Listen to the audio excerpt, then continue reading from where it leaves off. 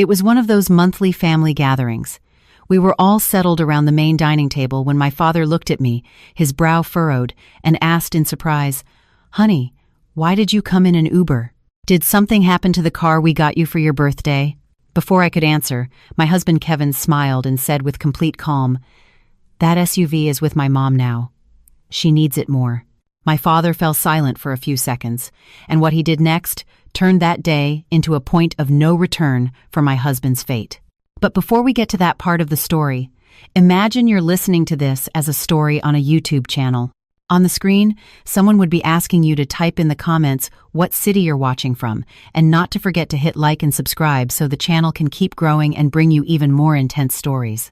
The main house of the Sterling family, my father Richard's family, felt warm and inviting that Saturday afternoon, but also imposing.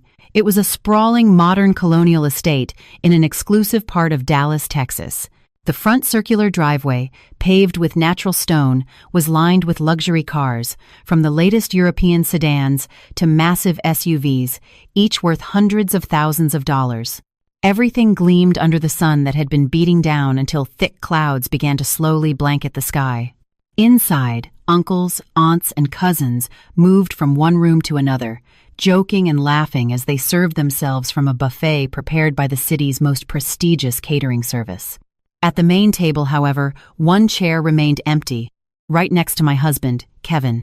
Kevin sat comfortably in a carved wooden chair, showing not the slightest concern for my delay. He seemed not to notice my absence at all. He was too busy slicing into a piece of perfectly grilled Wagyu steak on his plate and letting out exaggerated laughs whenever one of my cousins told a joke. He was wearing a loud, patterned silk shirt and a flashy gold watch. He was trying hard to look like he belonged in his wife's family, a family of truly wealthy entrepreneurs. He always felt the need to prove he deserved to be there, even though everyone in the room knew his position at the company was a gift from my father, Richard Sterling. His attitude, often overly confident and a little arrogant, made some family members uncomfortable, but no one ever said anything out of respect for my father, known for his patience and calm demeanor. Outside the estate, by the tall wrought iron gate, a dark blue Uber sedan pulled up under the fine rain that was beginning to fall on the still hot asphalt. The door opened and I, Claire, stepped out, covered in a pastel-colored hijab. I was a bit flustered. I had to rummage through my purse for a while to pay in cash because the driver's card reader wasn't working. Then I hurried out, holding my purse over my head to keep the fabric of my veil from getting soaked. There was no private chauffeur to open the gate for me, no one waiting with an umbrella. I ran across the wide courtyard, past the line of luxury cars that, ironically, mostly belonged to my own family. I reached the massive front door, out of breath. I paused for a second to fix my clothes, brushed the raindrops from my shoulders, and took a deep breath before entering that lion's den full of critical eyes. When I crossed the threshold into the main hall, the murmur of conversations died down for an instant. Then the voices returned, but distinctly lower. I felt all eyes on me. My appearance was simple, though neat. I was dressed decently and discreetly, in almost painful contrast to the opulence surrounding me. My face looked tired, with shadows under my eyes that I tried to hide with a faint smile. I walked towards the main table where my father, Richard, presided over the gathering from the head. He watched me with that mix of firmness and affection that only some fathers have. He saw my mud-splattered shoes, the slightly damp hem of my dress, and his paternal instinct kicked in immediately, sensing that something was wrong, something I had been trying to hide for a long time. My father placed his spoon on his plate with a movement so gentle that the small clink echoed in everyone's mind like a bell tolling. I approached, took his hand, and kissed it respectfully. He looked at me for a few seconds and then shifted his gaze to Kevin, who was still chewing, unperturbed, without making the slightest move to stand up or pull out a chair for me. Richard cleared his throat softly, and that sound was enough to completely silence the table. Then, with his deep, calm, and authoritative voice, he asked a question that seemed simple but would change his son-in-law's life forever. He asked why I was late, why I was soaked, as if I had come on public transport when just the week before he had gifted me a brand new car exclusively for my comfort. He wanted to know what had become of the gleaming Hyundai Palisade he had sent to my house as a birthday present. I remained silent, my lips trembling. I tried to come up with an excuse that wouldn't betray my husband because I didn't want to humiliate him in front of the whole family. I had always tried to protect his dignity, even if it cost me silent tears. But before I could utter a single word, Kevin spoke up, his mouth still half full, in an exaggeratedly relaxed tone with not a hint of guilt. "Oh, that SUV is with my mom, Rose, now. She needs it more. She uses it to go to her bridge club meetings. You know, Dad, in those circles, they look down on her if she shows up in just any old car. Claire, on the other hand, just goes to the office and she's all covered up with her veil anyway. She can take an Uber, it's more practical, and she doesn't even have to look for parking." A thick silence fell over the table. My aunts and uncles exchanged incredulous looks. Everyone knew that car was a personal gift from Richard to his only daughter, not a toy for his show-off mother-in-law. It wasn't just rude. It was a brutal demonstration of how little Kevin valued my well-being compared to his mother's pride. I lowered my gaze, my cheeks burning with shame, not for coming in an Uber, but for hearing my own husband boast about his decision in front of my father. I felt a lump in my throat. I clutched the fabric of my hijab tightly, wishing the floor would open up and swallow me. My heart ached to see how Kevin prioritized his mother's ego over my safety. But my father's reaction was not what Kevin had imagined. Richard didn't slam the table or jump up shouting. His face didn't turn red. He simply stared at him in silence, as if observing a strange insect. Then, a very slight smile appeared on his lips, a smile that didn't reach his eyes. He nodded a couple of times as if he were understanding the twisted logic his son-in-law had just laid out. In a neutral voice, my father commented that he didn't know Rose was using the SUV and that he appreciated Kevin's honesty. My husband interpreted this as a sign of approval, or at least as a sign of my father's powerlessness to oppose his decisions. He grinned, full of pride, convinced he had won the exchange. Underneath the silk tablecloth, however, Richard slipped his hand into his pocket and pulled out his phone. His fingers, accustomed to working quickly, opened his messaging app and typed a brief order to the head of security and the operational team of his corporate group. He didn't need many words. A single message was enough to activate the asset recovery protocol. When he hit send, the storm looming over Kevin and his mother began to move in. In another part of the city, at the valet entrance of a luxury shopping mall, the atmosphere was very different. Despite the overcast sky, Rose was having her moment of glory. In front of the imposing main entrance, a black, immaculate Hyundai Palisade was parked at a slightly ostentatious angle so everyone could admire it. Rose stood beside it, chin held high, wrapped head to toe in designer labels, gaudily mismatched but with plenty of visible logos. A fake crocodile skin handbag hung from her arm, and her fingers were laden with oversized gold-plated rings. Around her, 5 friends from her bridge club, a sort of social gathering for ladies of a certain age, looked at her with various expressions: admiration, envy, and a certain restrained mockery, because they knew her origins were far more modest than she pretended. That day, however, the stage belonged to Rose. In a loud, proud voice, she told them that the enormous, elegant SUV was a special gift from her son, Kevin. She boasted that Kevin's business was booming and that he had been able to buy her a car worth nearly $60,000 in cash, no financing needed. She patted the hood of the vehicle affectionately as if stroking her son's shoulder, bragging about the comfortable, heated and ventilated seats and the sophisticated sound system. She didn't mention me, Claire, not once. It was as if her daughter-in-law didn't exist, as if all this prosperity came solely from her wonderful son. Her friends responded with false praise, inflating her ego even more. They called her blessed to have such a generous son. One of them, the one with the oldest car, even received a direct jab. Rose hinted that it was time for her to upgrade if she wanted to remain presentable.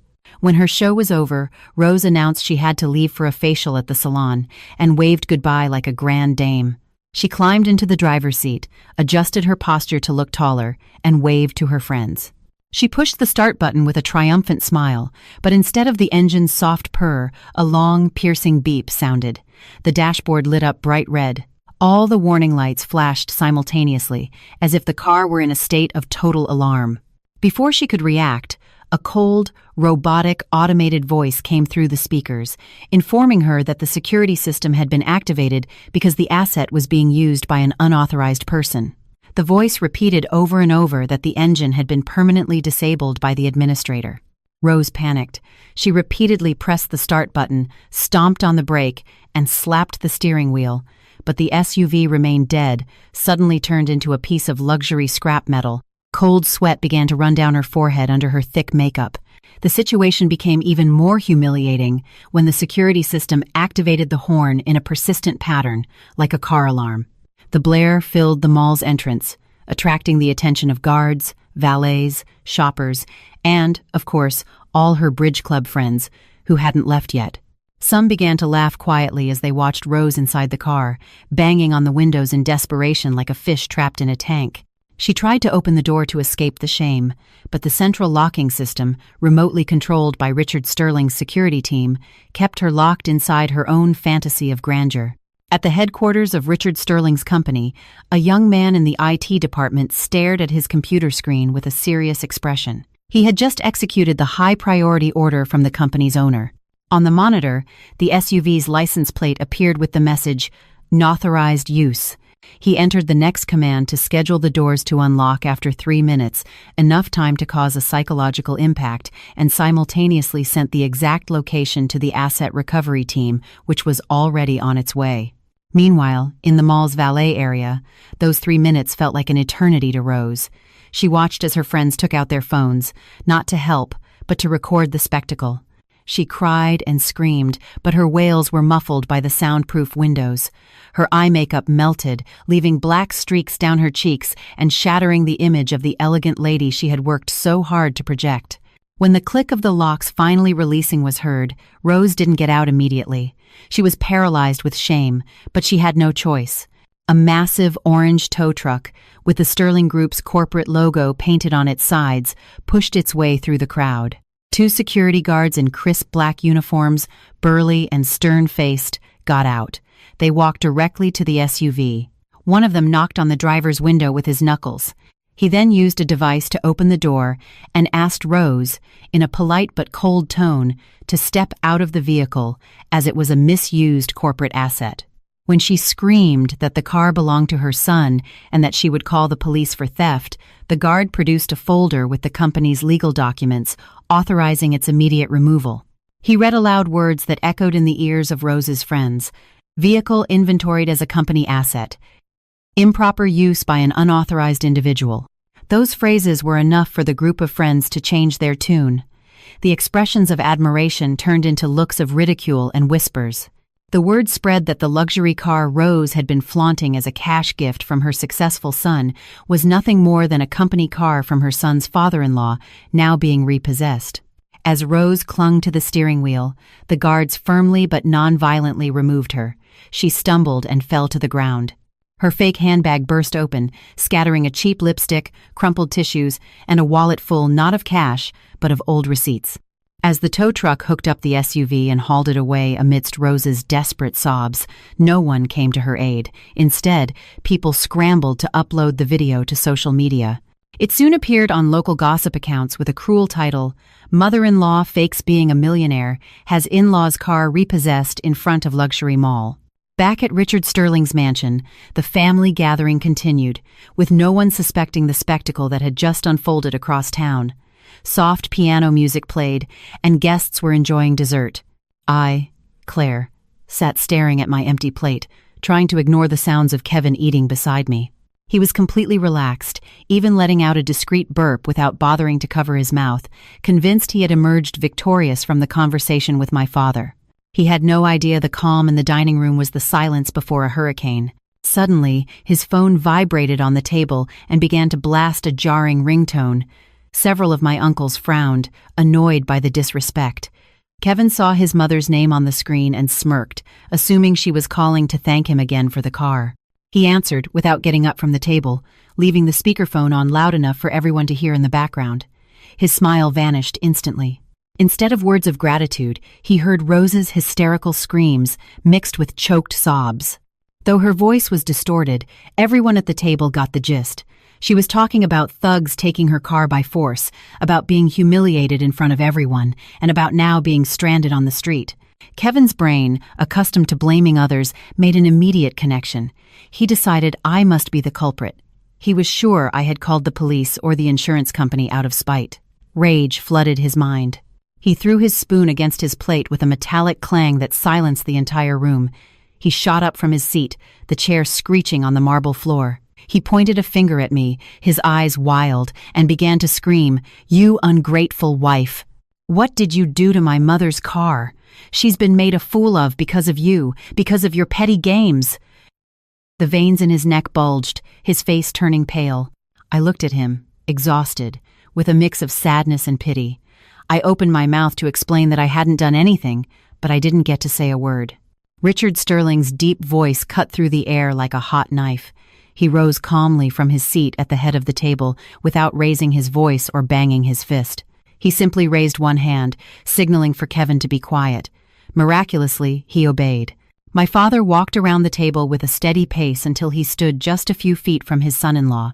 He looked him directly in the eyes with the cold gaze of someone who has faced many rivals in business.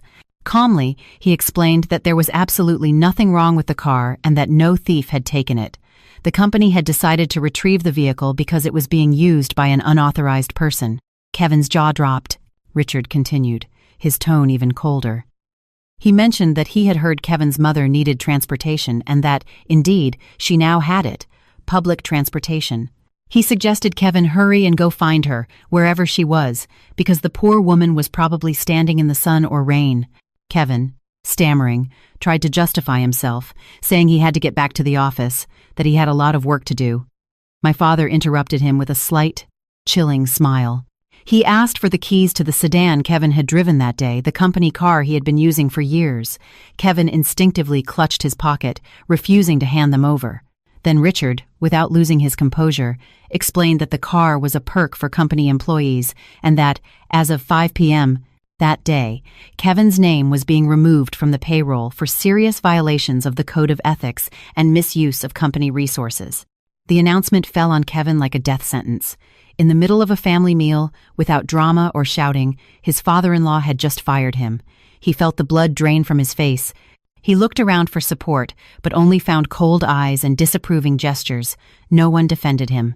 Richard extended his hand, and trembling, Kevin finally handed over the car keys, as if surrendering a part of his own identity. But the humiliation wasn't over yet. My father took a single $100 bill from his pocket, folded it neatly, and tucked it into the pocket of Kevin's silk shirt. He patted him on the shoulder and whispered, just loud enough for those nearby to hear, "This is for some affordable transportation. An executive Uber is too expensive. It's better if you also learn to live simply, like you said about my daughter." Then he motioned to the head of house security, who was already standing alert in a corner. 2 guards approached without aggression, simply positioning themselves on either side of Kevin, making it clear it was time for him to leave. Kevin looked at me one last time, hoping I would intervene, but I had already looked away, busy pouring hot tea for my mother, as if he had ceased to exist. With heavy steps, dragging his shame, Kevin was escorted out of the dining room, past the table laden with delicacies he would no longer taste. The front door closed behind him, and the conversation inside slowly resumed, as if a minor nuisance had simply been removed. Outside, Kevin found himself under a sky heavy with clouds. He had barely taken a few steps when the electric gate slowly closed behind him with a metallic thud that sounded like an entire life shutting down. He stood motionless on the sidewalk, looking at the illuminated mansion where he should have been spending the afternoon as a privileged son-in-law. Now he was an expelled intruder. The sky suddenly broke, and a downpour began to fall with force. Kevin took refuge under a skinny tree, but the leaves were not enough to protect him. His silk shirt, bought with a credit card in Claire's name, clung to his soaked body. He took out his phone with shaky hands and opened the rideshare app. He wanted to flee before any neighbors saw him in this state. The screen returned an unexpected message. Drivers could not enter the private gated community without authorization from a homeowner. He tried calling the security booth, but no one answered. His number was blocked. His only option was to walk nearly 2 miles to the main entrance of the residential complex to call a car from there. That distance, which he used to cover in seconds inside a luxury vehicle, became a path of penance. With his leather shoes soaked, Kevin began to walk down the street. Each step sank his soles into dirty puddles that splashed his pants.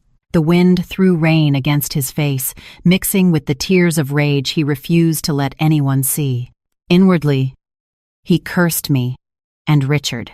In his twisted logic, he thought his father-in-law's reaction was excessive over a simple car, failing to understand that the real problem was his years of accumulated disrespect and ingratitude. As he walked, hunched against the downpour, powerful headlights illuminated him from behind. He stepped aside, thinking it was just a neighbor. The vehicle, a large white SUV identical to the model that had been taken from his mother, approached slowly. For a moment, Kevin harbored the absurd hope that Richard had changed his mind and sent someone to pick him up. That hope died when he saw clearly through the windshield. At the wheel was Richard Sterling himself, perfectly dry, driving calmly with one hand on the wheel, his face serene. Beside him, in the passenger seat, was me. I had changed into a warmer outfit and was holding a thermos of a hot drink. My face was calm. The car slowed as it passed Kevin. He looked at me desperately, hoping I would beg for it to stop, but I kept my gaze fixed forward, not wavering for a second. There was no hatred in my eyes, only absolute indifference. The SUV drove through a deep puddle, and a wave of muddy water splashed Kevin's pants, soaking him even more. He stood frozen, covered in mud and rain, watching the taillights disappear around the bend toward the community exit, leaving him alone in the darkness. An hour later, Kevin finally arrived at the small house he boasted was his home, though Claire paid the rent. He burst in, drenched and shivering. The interior was as messy as his life.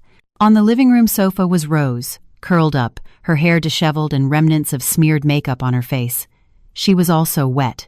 It had clearly been a struggle for her to get back from the mall. As soon as she saw him, she sprang up and started screaming at him, without even asking how he was.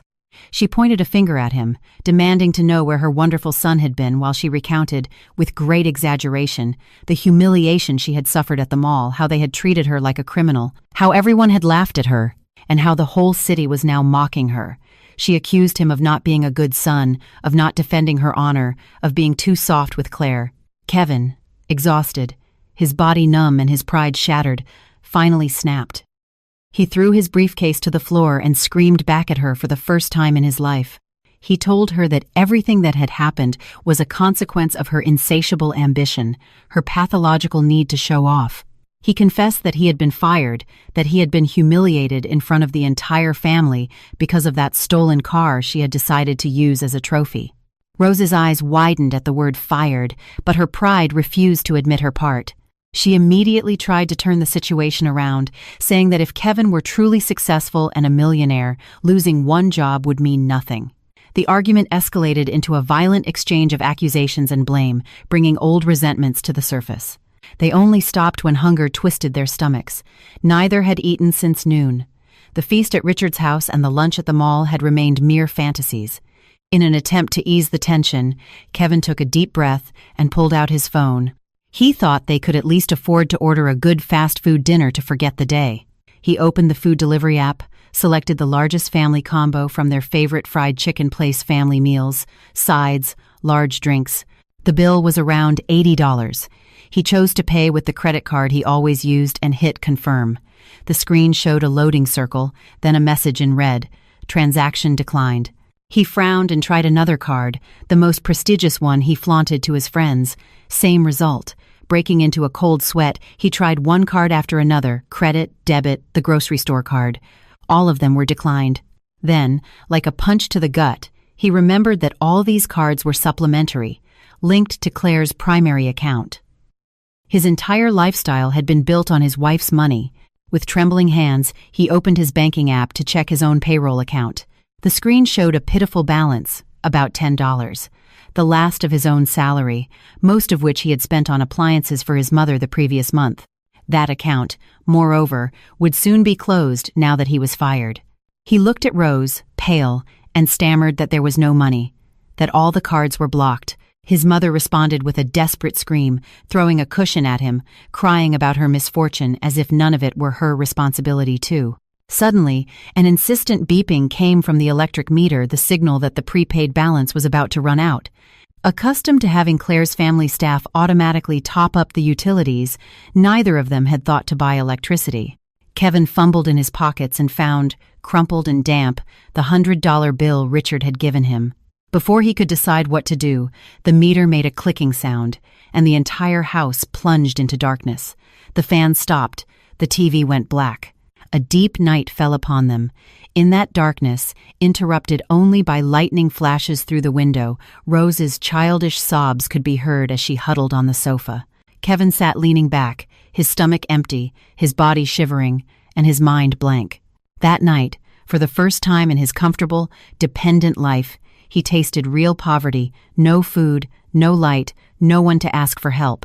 The next morning, the sun beat down violently on the small house, making the heat even more suffocating. Kevin woke up sticky with sweat. He had slept poorly, without a fan or air conditioning. The dining table was bare, no coffee or bread. In the bathroom, there was barely any water left in the toilet tank. He cleaned himself up as best he could, put on the same shirt from the day before, now dry but stained, and looked at his reflection in a cracked mirror. Deep dark circles, a scruffy beard, the defeated look of a man who refuses to accept reality. Despite everything, his ego still whispered that this might just be a tantrum from his father-in-law. He decided to go to the office to clear up the misunderstanding. He headed to the city's financial district, this time on public transportation, crammed into a bus full of workers, clothes sticking to their bodies, breathing in the smell of sweat and reheated food. When he arrived at the skyscraper that housed the Sterling Group's headquarters, he straightened his collar and tried to muster some dignity. He entered the gleaming marble lobby and headed for the turnstiles with his employee ID badge around his neck. He swiped the card on the reader as always, and the machine emitted a sharp beep as the light turned red. Access denied appeared on the screen. He tried once, twice, 3 times, each with growing desperation, while the line of employees behind him muttered uncomfortably at the delay. Before he could lose his temper with the machine, 2 security guards stood in front of him. One of them was the same man he had often treated like a servant, ordering him to buy cigarettes or carry his mother's shopping. Now, the guard looked at him without a trace of respect. In a neutral voice, he informed him that he was barred from entering the building by direct order of management. His name was on the banned list. Kevin tried to scream that he wanted to speak with HR, that it was all a mistake, but the guard just shook his head. He reached behind the counter and pulled out a cardboard box, the kind used for instant noodle packets. He pushed it into Kevin's chest. Inside was everything he had kept on his desk. A broken picture frame with a photo of him and Claire, a mug that said boss, a stapler, and a few cheap pens. On top of the pile was a white envelope with the company letterhead. Kevin opened it and read the termination letter. In formal, blunt language, it listed gross integrity violations, fraudulent use of assets, and damage to corporate reputation. There was no severance package, no letter of recommendation. Clutching the box to his chest like a castaway clinging to a plank, he stumbled out of the building. He sat on a bench in a small nearby park under the relentless sun and pulled out his phone once more. If he couldn't go back to this company, he told himself, maybe a rival firm would take him. After all, he had experience and good contacts. He started calling managers he knew at other groups. The first, a marketing director who had once tried to poach him, answered with an uncomfortable voice. After a few seconds of forced small talk, he admitted he already knew everything.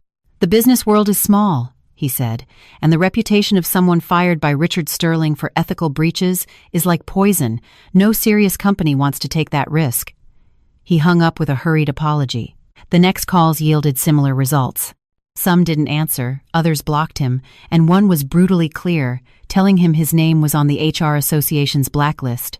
Kevin then understood that Richard hadn't just closed one door, he had shut down the entire job market for him. A week passed, and the downfall of Kevin and Rose accelerated. To eat, they began selling the house's appliances, one by one, the TV, the blender, even the microwave to street buyers for a few dollars. The money was barely enough for cheap food and some candles. In the midst of this precarity, a court messenger knocked on the door with a notice. Claire had filed for divorce. Kevin read the papers with a spark of malice in his eyes. Instead of seeing it as the end, he saw it as an opportunity. He thought about the assets accumulated during their 3-year marriage, gifts, investments, comforts. Convinced he was entitled to half of everything, he spoke to Rose, who immediately grew excited at the idea.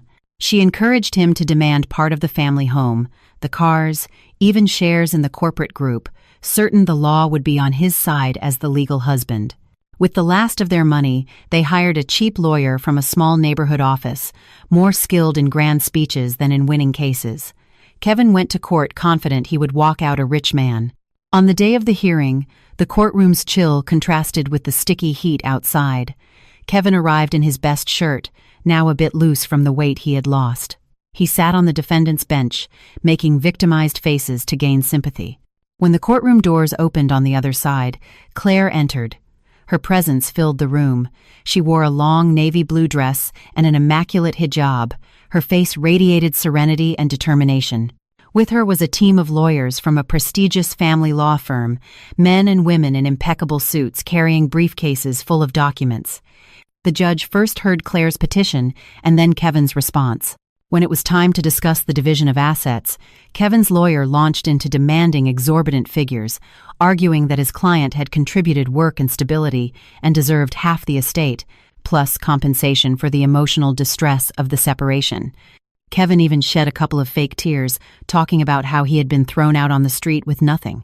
Rose, sitting behind him, nodded vehemently, imagining the money that would soon be theirs.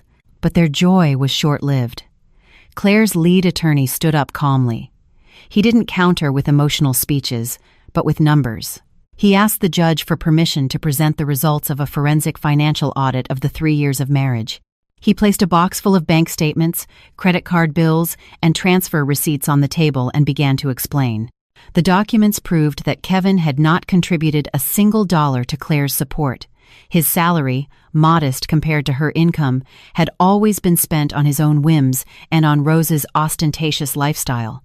Worse, it became clear that all the luxuries they had enjoyed, overseas trips, Rose's designer bags, jewelry, renovations to his mother's house had been paid for, with supplementary credit cards issued in Claire's name. Legally, these were debts incurred without express authorization and for purposes unrelated to the marriage's basic needs, making them a liability that fell on Kevin. Claire's lawyer presented a devastating summary. The total irresponsible spending amounted to around $170,000. Silence filled the courtroom. Even the judge frowned, looking at Kevin with disapproval. Kevin tried to stammer that everything had been a gift from his wife, but then it was Claire who asked to speak. In a soft voice, she swore she had never authorized such waste, that she had often chosen to save and invest in her business while watching money drain away for her mother-in-law's whims. She had stayed silent for years to protect the marriage, but if Kevin insisted on claiming half, she had every right to demand repayment of what was hers. Claire's lawyer filed a counterclaim, requesting that Kevin's debt be recognized and that any assets acquired with that money be seized. At the end of the hearing, the judge banged the gavel forcefully. After reviewing the evidence, he granted Claire the divorce. He completely rejected Kevin's claims for asset division and declared that Kevin was obligated to repay the spent funds. As collateral, he ordered the seizure of any assets registered in Kevin's or his mother's name that had been purchased with that money, including Rose's only house in her hometown. Rose's scream upon hearing the verdict echoed through the building. She shot up, her eyes wide with disbelief, unable to comprehend that her greed had led her to lose the very roof that had sheltered her for years. She fainted in the middle of the courtroom, causing a small commotion. Paramedics rushed in to help her while Kevin remained seated, motionless, as if his spine had been removed. He looked at Claire with the childish hope of finding at least a flicker of compassion, but she was already standing, adjusting her veil calmly. She walked out of the room, surrounded by her lawyers, without a single backward glance. Kevin felt he had dug his own grave. He had gone to court dreaming of getting rich overnight and ended up a divorced man, neck-deep in debt, with nowhere to go. Life for Kevin and Rose took a complete turn after that verdict. The seizure of assets was swift and merciless. Rose's house in her hometown, which she always mentioned as proof of her success, was marked with a red sign announcing it was confiscated by the state to be auctioned. With no home of their own, no savings, and evicted from the rented house in the city for non-payment, mother and son ended up in a small rented room in a run-down neighborhood at the end of a muddy alley where sunlight barely entered. The walls were unplastered brick. The asbestos sheet roof leaked, staining the ceiling, and a permanent smell of dampness and sewage hung in the air. Inside that suffocating box, the word luxury became a cruel joke. There was no thick mattress, no air conditioning, no elegant curtains, just a thin mat on the cold concrete floor. mosquitoes, rats scurrying overhead, and the constant murmur of equally desperate neighbors. Rose, the woman who once spent her days in beauty salons and at ladies' luncheons, now woke up before dawn, not for a workout or a social gathering, but to wash other people's clothes.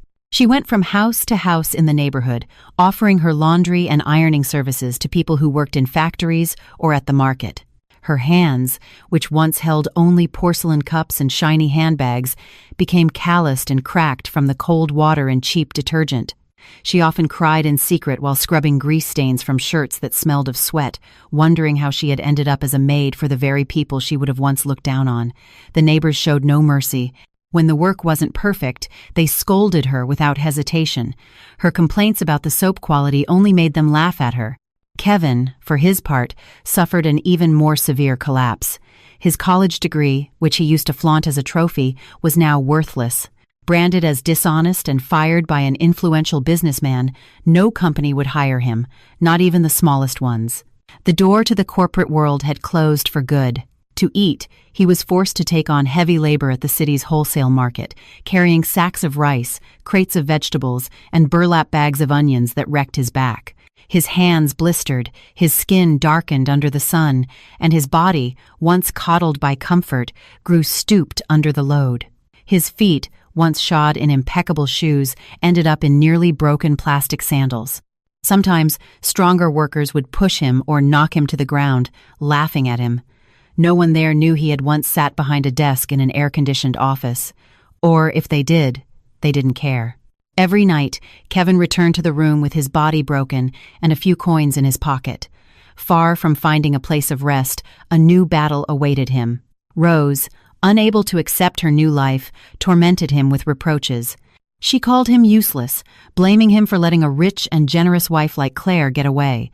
She repeated that if he had been smarter with Richard, they wouldn't be living in this pigsty. Kevin, exhausted, no longer had the strength to stay silent. He would snap back, accusing her of pushing him toward the ridiculous ostentation that had doomed them, of manipulating him into taking things that weren't his. Their life together became a hell of shouting, insults, and broken objects. The neighbors, tired of the noise, would bang on the walls and threaten to kick them out if they kept making scenes at night. In that cramped, stuffy space, any trace of affection between mother and son vanished, replaced by resentment and a regret that came far too late. A year after their fall began, while Kevin and Rose were trapped in this cycle of poverty and hatred, life moved on for everyone else.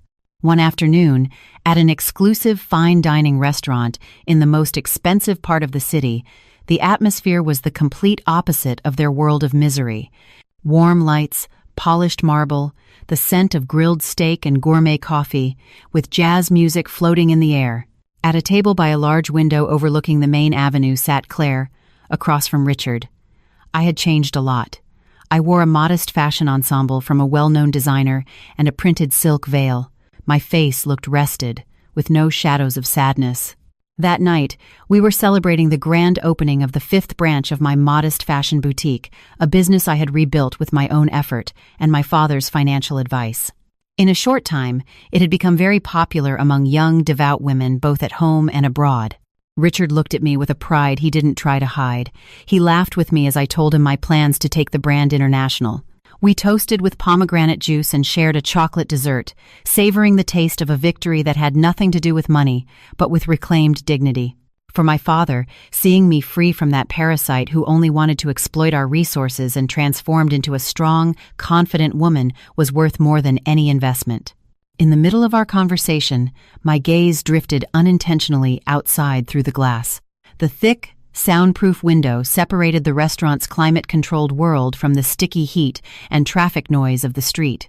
Outside, the midday traffic was chaos, honking horns mixed with the smell of exhaust.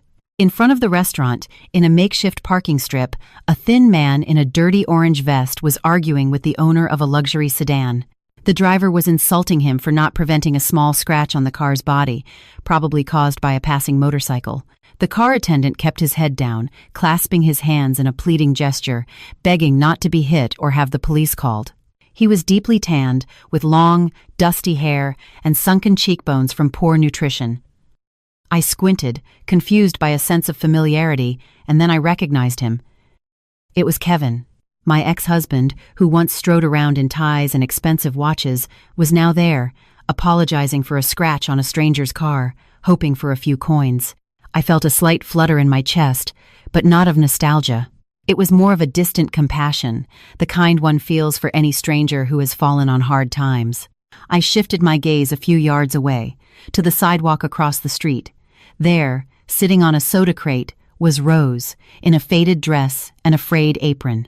In front of her was a small tray with packets of tissues and face masks, which she offered to passers-by in a tired voice. Her face, once covered in layers of expensive makeup, was now deeply wrinkled and smudged with city grime. She was almost unrecognizable, but I knew those features well.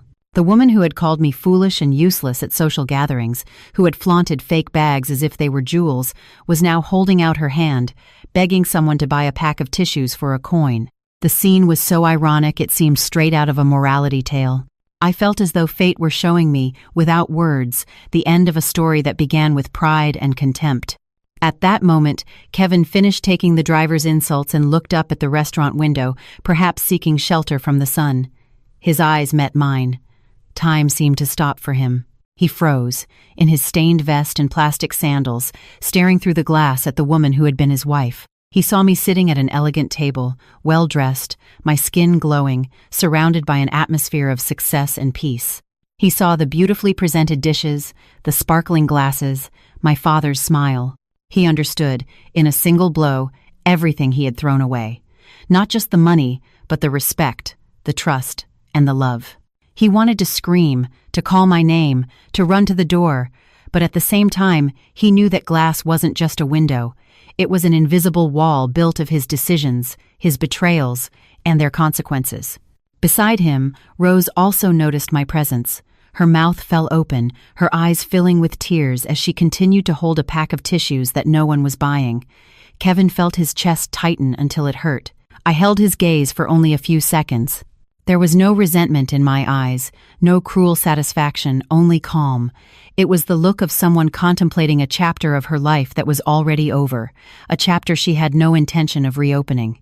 Then I turned my gaze back to my father, who had also noticed the scene but paid it no mind. He smiled, as if to say without words that it no longer affected us. I called the waiter over and, with a delicate but firm gesture, asked him to draw the curtains on the window because the sun was getting too bright. The waiter nodded and began to slowly lower the heavy golden curtain. Inch by inch, the world outside disappeared. Kevin watched as his last visual connection to me was gently closed off, just as any possibility of returning to my life was definitively shut. When the curtain reached the bottom, the restaurant's interior was bathed in a soft, cozy light, while outside, the heat, noise, and dust continued to reign. For me, that gesture symbolized the complete closing of the book on my past with him. For Kevin and Rose, however, the punishment had no expiration date. They would continue to live with the knowledge that they had destroyed their own fortune out of pride and ambition. There were no visible bars, but they were locked in a prison made of their own regrets. 5 years is not a short time when it comes to turning a life around. One morning, at a makeshift coffee stand in a corner of the wholesale market, Kevin sat at a splintered wooden table, staring into a cup of watery coffee and a piece of cold, fried dough. His features had aged beyond his years. His hair had thinned and lightened. His skin was cracked from the sun, and his yellowed teeth betrayed too many cheap cigarettes smoked to quell his anxiety. He wore a t-shirt with a political campaign slogan and a pair of worn-out shorts. The market's din vendors, shouting deals, carts squeaking, radios blaring, had become the soundtrack of his existence.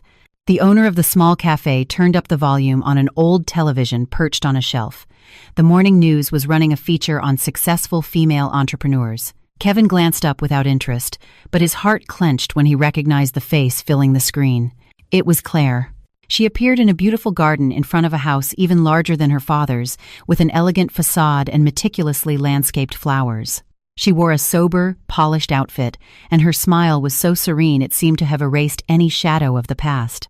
Beside her, the report showed a well-dressed man with a kind expression, holding a small, laughing child in his arms.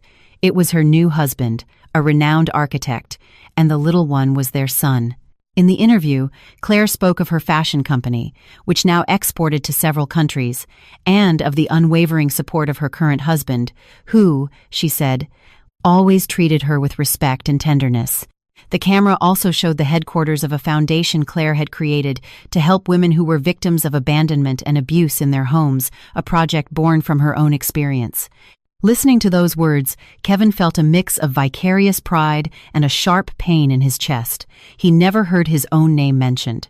In Claire's public story, he was nothing more than an erased shadow, a stumble that had pushed her to become someone stronger.